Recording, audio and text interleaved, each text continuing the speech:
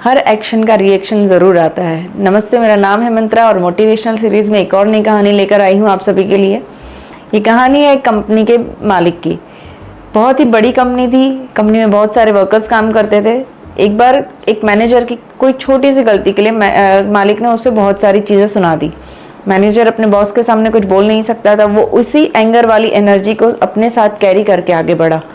अपने स्टाफ में गया, ऑफिस स्टाफ को बहुत खरी खोटी सुनाई, बिकॉज उसकी गलती के बिना बॉस ने उसे सुनाया था, जिसका ब्लेम वो अपने स्टाफ के ऊपर डाल रहा था। उसके अंदर बहुत गुस्सा भरा पड़ा था।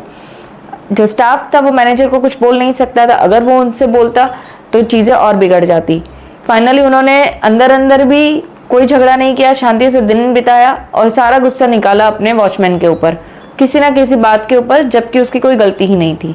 वॉचमैन को लगा आज तो मैंने कुछ किया ही नहीं, मैं अपना काम ईमानदारी से कर रहा हूँ, पता नहीं सबको क्या हो गया है। वो इसी गुस्से की वाली एनर्जी को लेके अपने घर गया। उसकी बीवी ने अच्छा सा खाना बनाया था, लेकिन वॉचमैन को ये लगा कि मेरी पसंदीदा चीज़ें नहीं बनी है, इसलिए मैं उसके ऊपर गुस्सा कर रहा हूँ।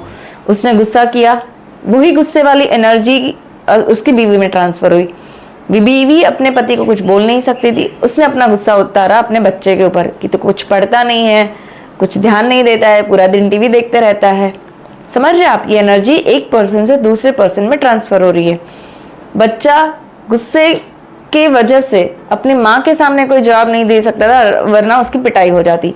वो उसी गुस्से वाली एनर्जी के साथ बाहर गया और अपना फ्रस्ट्रेशन निकालने के लिए एक बड़ा सा पत्थर उठाया और हवा में उछाल दिया, क्योंकि वो कुछ कर तो नहीं सकता था। वो पत्थर जाके गिरा उस कुत्ते, वहां पे बैठे कुत्ते के ऊपर।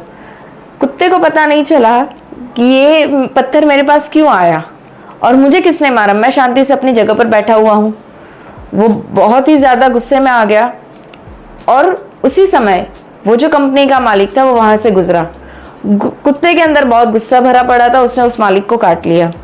मालिक को समझ नहीं आया, मैं अपने रास्ते से जा रहा था, ये कुत्ता जो डेली मेरे पास आता था, दुम हिलाता था, मैं उसको दूध और बिस्किट देता था, आज अचानक इसको क्या हुआ और ये मुझे काटने आया।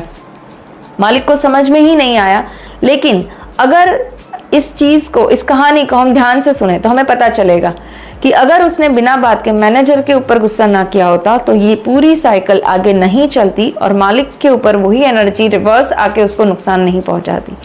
दोस्तों, हर एक व्यक्ति के जीवन में कोई ना कोई परेशानी जरूर होती है, कोई ना कोई दिक्कत जरूर होती है, लेकिन हम हमारी परेशानी है, हमारा फ्रस्ट्रेशन किसी और पर्सन के ऊपर उतारे जिसकी कोई गलती नहीं है, तो ये एनर्जी ट्रैवल होते होते होते कहीं ना कहीं कोई ना कोई तरीके से वो लौट के हम तक जरूर आती है और हमें उसका नुकसान कोई ना कोई तरीके से भोगना ही पड़ता है।